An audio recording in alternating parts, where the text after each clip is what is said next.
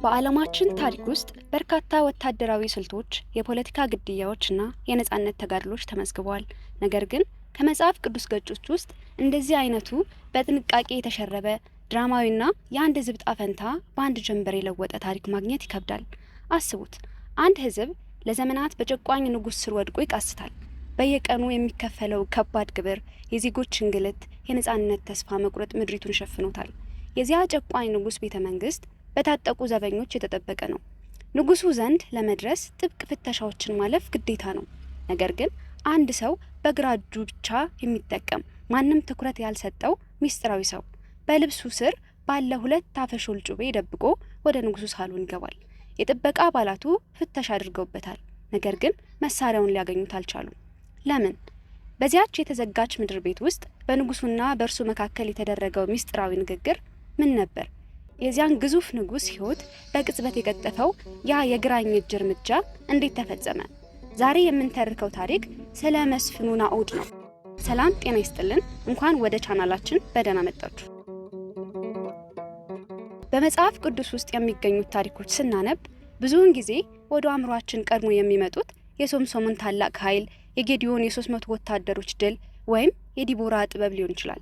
ነገር ግን በመጽሐፍ መሳፍንት ምዕራፍ 3 ላይ የተቀመጠው የናኦድ ታሪክ በወታደራዊ ስልቱ፣ በስነ ልቦና ብልጫውና ታሪካዊ ፋይዳው ከማንኛውም ድራማዊ ፊልም የማያንስ አስደናቂ ታሪክ ነው። እስራኤላውያን ከኢያሱ ሞት በኋላ እንዴት ከእምነታቸው ወጡ? ለ18 ዓመታትስ ለሞዓ ንጉስ ለኤግሎያን ባሪያ እንዴት ያደርጋቸዋል? ፖለቲካዊና መንፈሳዊ ምክንያት ነበር? ሁለተኛ፣ ናኦድ የትኛው ነገድ ነው? ግራኝ መሆኑ በወቅቱ ለነበረ ወታደራዊ ስልትና የፍተሻ ስርዓት እንዴት ጥልቅ ቀዳዳ ፈጠረለት? ሶስተኛ፣ ናኦድ ያዘጋጀው ባለ ሁለት አፈጮሌ ስፋቱ፣ ቅርጹና በልብሱ ስር የተሸሸገበት ሚስጥር ምን ይመስላል? አራተኛ፣ በቤተ መንግስቱ ውስጥ የተካሄደው ድራማዊ ግድያ ንጉሱ ኤግሎን እንዴት ተሸወደ? ናኦድስ ከተዘጋው ክፍል እንዴት ማምለጥ ቻለ? አምስተኛ፣ ከዚህ ድል በኋላ በምድሪቱ ላይ የሰፈነው የ80 ዓመታት ሰላም እና የታሪኩ መንፈሳዊና ታሪካዊ ትንታኔ። ቪዲዮውን እስከ መጨረሻው ከተከታተላችሁት የመጽሐፈ መሳፍንት ዘመንን አጠቃላይ የፖለቲካ የወታደራዊና የመንፈሳዊ ሁኔታ በዝርዝር ትረዳላችሁ። ለቻናላችን አዲስ ከሆናችሁ አሁኑኑ ሰብስክራይብ ማድረጋችሁን አትርሱ። ቪዲዮውን ላይክ በማድረግ ሌሎችንም እንዲደርስ አግዙን። አሁን ቀጥታ ወደ ታሪኩ መነሻ እንግባ። ታላቁ መሪ ኢያሱ እስራኤላውያንን መርቶ የተስፋይቱን ምድር ከነዓንን ከተቆጣጠረ በኋላ ህዝቡ በሰላም መኖር ጀመረ። ነገር ግን አዲሱ ትውልድ የእግዚአብሔርን ታላቅ ስራና የታሪካቸውን ሂደት መዘንጋት ጀመረ። መጽሐፈ መሳፍንት ምዕራፍ 3 ቁጥር 12 ላይ እንዲህ ይላል፣ የእስራኤልም ልጆች በእግዚአብሔር ፊት ደግሞ ክፉ አደረጉ። ይህ አረፍተ ነገር በመጽሐፍ መሳፍንት ውስጥ ደጋግሞ የሚከሰት አስፈሪ ነገር ነው። እስራኤላውያን በሰላምና በብልጽግና ሲኖሩ እግዚአብሔርን ይረሳሉ። የአካባቢውን አረማውያን አማልክት ማለትም ባኦልንና አስተሮትን ማምለክ ይጀምራሉ። የዚህ መንፈሳዊ ውድቀት ውጤት ደግሞ የፖለቲካና የወታደራዊ ድክመት ነበር። ጎረቤት ሀገራት የእስራኤልን መዳከም ሲረዱ ጥቃት ለመሰንዘር አላነሱም። በዚያ ወቅት በሞዓ ምድር ላይ አንድ ኃያልና እጅግ ግዙፍ ንጉስ ነገሰ። ስሙ ኤግሎን ይባላል። ኤግሎን የራሱን ኃይል ብቻ አይደለም የተጠቀመው፣ ጎረቤቶችን አሞናውያንን እና አማሌቃውያንን በማስተባበር ታላቅ የጦር ጥምረት ፈጠረ። ይህ ጥምረት በምስራቅ በኩል ተሻግሮ የእስራኤልን ምድር ወረረ። ጠላቶቹ በመጀመሪያ የተቆጣጠሩት ኢያሪኮን ወይም በወቅቱ የዘንባባይቱን ከተማ ተብላ የምትጠራዋን ስትራቴጂያዊ ቦታ ነበር። ኢያሪኮን መያዝ ማለት ወደ መካከለኛው የእስራኤል ክፍል ለመግባት ዋናው በር መክፈት ማለት ነበር። ኤግሎን እስራኤላውያንን ሙሉ በሙሉ በቁጥጥር ስር አደረጋቸው። ለ18 ረጅም ዓመታት እስራኤላውያን በሞዓውያን ስር ወደቁ። 18 ዓመት ቀላል ጊዜ አይደለም። አንድ ትውልድ በሙሉ በባርነትና በከባድ ግብር ውስጥ አደገ። አባቶች ለልጆቻቸው የሚሰጡትን ተስፋ አልነበረም። በየዓመቱ ምርጡን እህል፣ እንስሳትንና ወርቅ ለንጉሱ ኤግሎን እጅ መንሻ አድርገው ለመስጠት ይገደዱ ነበር። በእነዚህ 18 ዓመታት ውስጥ እስራኤላውያን የራሳቸውን ጦር አልነበራቸውም። መሪያቸውም ሞቶ ነበር። መከራው ሲበረታባቸው ግን አንድ ነገር አደረጉ። ወደ እግዚአብሔር ጮሁ። የህዝቡ ጩኸትና ለቅሶ ሰማይ ደረሰ። እግዚአብሔር ለ18 ዓመታት ሲቃስት የነበረውን ሕዝቡን የሚታደግበት መንገድ አዘጋጀ። ነገር ግን ታዳጊው እንደ ቀድሞ ኃያላን የጦር አበጋዞች በግልጽ ጦር ይዞ የመጣ አልነበረም። አዳኙ ሰው ናኦድ ይባላል። ናኦድ የጌራ ልጅ ሲሆን የትውልድ ዘሩም ከብንያም ነገድ ነው። ብንያም የሚለው የዕብራይስጥ ስም ትርጉሙ የቀኝ እጅ ማለት ነው። ነገር ግን የሚያስገርመው ከቀኝ እጅ ነገድ የተወለደው ናኦድ ግራኝ ነበር። በጥንታዊቷ እስራኤልና በመካከላቸው ምስራቅ ባህል ግራኝ መሆኑ እንደ ጉድለት ወይም እንደ ድክመት ይታይ ነበር። አብዛኛው የጦር መሳሪያና ወታደራዊ ስልጠና የተዘጋጀው በቀኝ እጃቸው ለሚዋጉ ሰዎች ነበር። ነገር ግን በታሪክ ውስጥ እግዚአብሔር ሰዎችን እንደ ድክመት የሚያዩትን ነገር ለታላቅ ዓላማ እንዴት እንደሚጠቀምበት በናኦድ ታሪክ ውስጥ በግልጽ እንመለከታለን። የናኦድ ግራኝ መሆን ተራ አጋጣሚ አልነበረም። የጠላትን ጥበቃ ሙሉ በሙሉ ያታለለ ትልቅ ስልታዊ ብልጫ ነበር። ለምን እንደሆነ ታውቃላችሁ? በጥንታዊ ዘመን ማንኛውም ተዋጊ ሰይፉን የሚያስረው በግራ ወገቡ ላይ ነው። ምክንያቱም በቀኝ እጁ በቀላሉ መዞ ለመዋጋት ይመቸው ነበር። ስለዚህ የንጉሱ ኤግሎን የቤተ መንግስት ጥበቃዎች ሰዎችን ሲፈትሹ ትኩረታቸውን ሙሉ በሙሉ የሰዎች ግራ ወገብ ላይ ያደርግ ነበር። በግራ ወገብ ላይ መሳሪያ ከሌለ ሰውየው ሰላማዊ ነው ተብሎ ይገመታል። ናኦድ ግን ግራኝ በመሆኑ መሳሪያውን የሚያስረው በቀኝ ወገቡ ላይ ነበር። የቤተ መንግስቱ ዘበኞች ናኦድን ሲፈትሹ በለመዱት አሰራር መሰረት ግራ ወገቡን ነካክተው ምንም መሳሪያ እንደሌለው አረጋገጡ።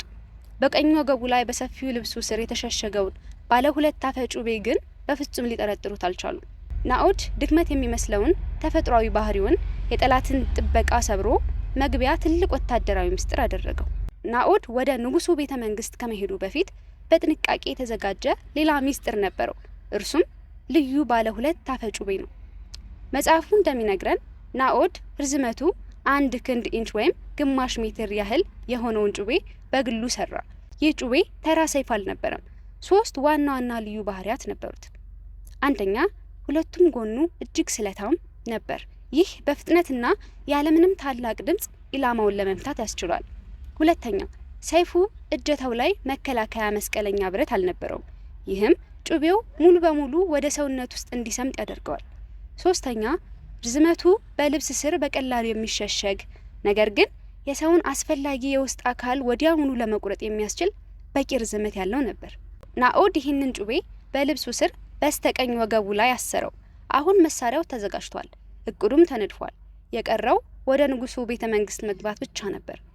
የመውጫው ቀን ደረሰ። ናኦድ ብቻውን አልነበረም። የእስራኤል ሕዝብ ለንጉሱ ኤግሎን የሚልኩትን ከባድ ግብርና እጅ መንሻ ተሸክመው ከሚሄዱ ሰዎች ጋር አብሮ ተጓዘ። ጉዟቸው ወደ ኢያሪኮ ነበር። ንጉስ ኤግሎን የእስራኤል ሕዝብ በቅርብ ለመቆጣጠርና ለመጨቆን ሲል ወታደራዊ ካምፑን እና ጊዜያዊ ቤተ መንግስቱን ያደረገው እዚያ ነበር።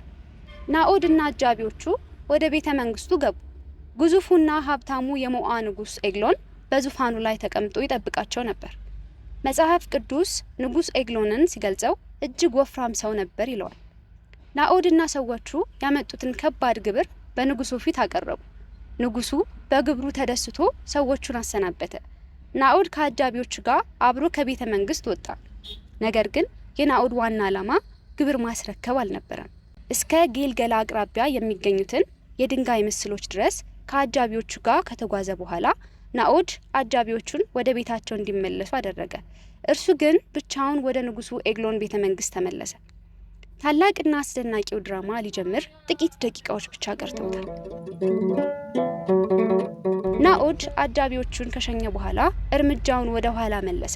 በጌልገላ አቅራቢያ ያሉትን ምስሎች አልፎ ብቻውን ወደ ንጉሱ ኤግሎን ቤተ መንግስት አመራ።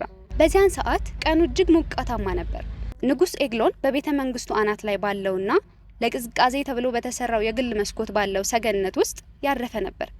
የቤተ መንግስቱ ጥበቃዎች ናኦድ ቀደም ሲል ግብር አቅርቦ ሲመለስ ያዩትን በመሆኑና በግራ ወገቡ ላይ ምንም አይነት መሳሪያ እንደሌለ ቀደም ብለው ስለፈተሹት ያለምንም ጥርጣሬ ወደ ንጉሱ አዳራሽ እንዲገባ ፈቀዱለት። ናኦድ ወደ ክፍሉ ገባ። በክፍሉ ውስጥ ንጉስ ኤግሎን ብቻውን ወፍራም አካሉን ደግፎ ተቀምጦ ነበር። ዙሪያውን የታጠቁ አጋዥና ጥበቃዎች ቆመዋል። ናኦድ ወደ ንጉሱ ቀረብ ብሎ በታላቅ አክብሮት ድምጹን በዝቅተኛ ሰበረና እንዲህ አለ። ንጉስ ሆይ፣ ከእግዚአብሔር ዘንድ ለአንተ የተላከ ሚስጥራዊ መልእክት አለኝ። ይህ አረፍተ ነገር የንጉሱን ትኩረት ሙሉ በሙሉ ሳበው። በጥንታዊ የቅርብ ምስራቅ ባህል ከነበሩት አማልክት ዘንድ የሚላክ ሚስጥራዊ መልእክት ትልቅ ቦታ ይሰጠው ነበር። ንጉስ ኤግሎን ይህ ሚስጥራዊ መልእክት በሌሎች እንዲሰማ አልፈለገም። ስለዚህ በክፍሉ ውስጥ ላሉት ጠባቂዎችና አጋዦች አጭር ትዕዛዝ አስተላለፈ። ዝም በሉ። በክፍሉ ውስጥ የነበሩት አጋዦችና ጠባቂዎች በሙሉ ንጉሱና ናኦድን ብቻቸውን ትተዋቸው ወደ ውጭ ወጡ። በሩም ከውጭ ተዘጋ። በዚያች ቅጽበት የስነ ልቦናዊ ጦርነቱ አሸናፊ ናኦድ ነበር። ንጉስ ራሱን ከአጥርና ከጠባቂዎች ከልሎ ደህንነቱን አጥቶ ከጠላቱ ጋር በጥንቃቄ በተዘጋጀች አንዲት ክፍል ውስጥ ብቻውን ቀረ። ናኦድ ወደ ንጉሱ ይበልጥ ተቃረበ። ንጉሱ ኤግሎን የመለኮቱን መልእክት በጉጉት ለመስማት ከወንበሩ ብድግ አለ። ያ የወደቀበትና ከመቀመጫው የተነሳበት ቅጽበት የመጨረሻው እንቅስቃሴው ነበር። ንጉሱ ከዙፋኑ እንደቆመ ናኦድ አላመነታም። በግራ እጁ በስተቀኝ ወገቡ ላይ በልብሱ ስር የሸሸገውን ያንን 18 ኢንች ርዝመት ያለው ባለ 2 አፈ ጩቤ በቅጽበት መዘዘው። ንጉስ ኤግሎን መሳሪያው ከየት እንደመጣ እንኳን ለመረዳት ጊዜ አልነበረውም።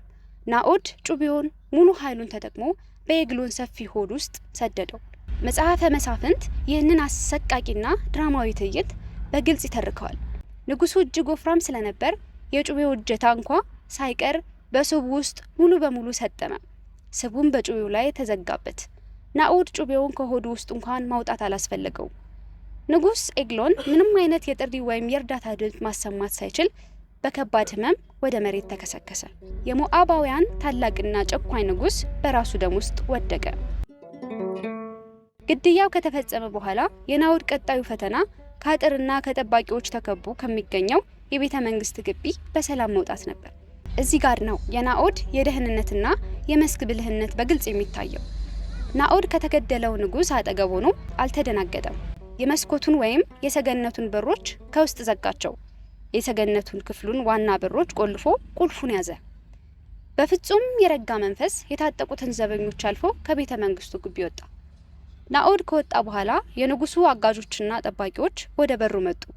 በሩ ተቆልፎ ሲያዩት ግን ምን አሰቡ? መጽሐፉ እንደሚነግረን ንጉሱ በበጋው ክፍል ውስጥ እግሩን ይሸፍናል ብለው ስላሰቡ በር ማንኳኳት ወይም መግባት አልፈለጉም። ረጅም ጊዜ እስኪሰለቻቸውና ጥርጣሬ እስኪያድርባቸው ድረስ በሩ ውጪ ቆመው ጠበቁ። ያ የጠባቂዎች መዘናጋትና መዘግየት ለናኦድ በቂ የሚስጥር ማምለጫ ጊዜ ሰጠው። ንጉሱ ኤግሎን በደም ውስጥ ወድቆ ጠባቂዎች በበሩ ላይ በግርምት ሲቆሙ፣ ናኦድ ግን ርቋቸው አቋርጦ በሰላም አመለጠ። ናኦድ በቀጥታ የሄደው ወደ ኤፍራታ ተራራማ ሀገር ነበር። እዚያ እንደደረሰም ወዲያውኑ የመለከት ቀንድ ነፋ። ያ የመለከት ድምጽ ተራ ጥሪ አልነበረም። ለ18 ረጅም ዓመታት በጭቋኙ የሞዓ ንጉስ ስር ተንበርክኮ አንገቱን ደፍቶና ተስፋ ቆርጦ ለነበረው የእስራኤል ሕዝብ የነጻነት ደውል ነበር። የኤፍሬም የብንያምና የአካባቢው ነገዶች የመለከቱን ድምጽ ሲሰሙ መሳሪያቸውን አንስተው ወደ ናኦድ ተሰበሰቡ። ናኦድ በሕዝቡ ፊት ቆሞ እንዲህ ሲል አወጀ። ተከተሉኝ፣ እግዚአብሔር ጠላቶቻችሁን አባውያንን በእጃችሁ አሳልፎ ሰጥቷል። በእነዚህ ቃላት ውስጥ ታላቅ እምነትና ድፍረት ነበር። ናኦድ ድሉን ለራሱ ጥበብ ወይም ጩቤ አልሰጠም። ይልቁንም እግዚአብሔር አሳልፎ ሰጥቷቸዋል በማለት የህዝቡን መንፈስ አነሳሳ። በዚያ በኩል የንጉስ ኤግሎን ጠባቂዎች በሩን ሰብረው ሲገቡ የንጉሳቸውን ሬሳ አገኙ። ቤተ መንግስቱ በድንጋጤና በሁከት ተሞላ። የሞዓ ሰራዊት መሪያቸውን በማጣታቸው ምክንያት ቁጥራቸው ተበታተነ፣ ሽብርም ወደቀባቸው። ናኦድ ይህንን አጋጣሚ በጥበብ ተጠቀመበት። የእስራኤልን ሰራዊት መርቶ በፍጥነት ወደ ታች በመውረድ የዮርዳኖስ ወንዝ መሻገሪያዎችን ያዘ። ይህ ቦታ እጅግ ስትራቴጂካዊ ነበር። የዮርዳኖስ መሻገሪያ መያዝ ማለት በከነዓን ምድር ውስጥ ያሉ የሞዓ ወታደሮች ወደ ሀገራቸው እንዳያመልጡ መንገድ መዝጋት ነው። ከሞዓ ምድር ተጨማሪ የጦር ማጠንከሪያ እንዳይመጣ መከላከል ነው። የሞዓ ወታደሮች ለማምለጥ ወደ ወንዝ ሲመጡ የእስራኤል ሰራዊት ጠበቃቸው። በዚያን ቀን 10,000 የሚያህሉ የሞዓ ኃያላንና ጨካኝ ተዋጊዎች ተገደሉ። አንዳቸውም እንኳን ማምለጥ አልቻሉም። የ18 ዓመቱ ከባድ ጭቆና ዘመን በአንድ ጀንበር አበቃ። መጽሐፈ መሳፍንት ምዕራፍ 3 ቁጥር 30 ላይ ታሪኩ እንዲህ በማለት ይደመደማል። በዚያም ቀን ሞዓብ በእስራኤል እጅ ተዋረደ፣ ምድሪቱም 80 ዓመት አረፈች።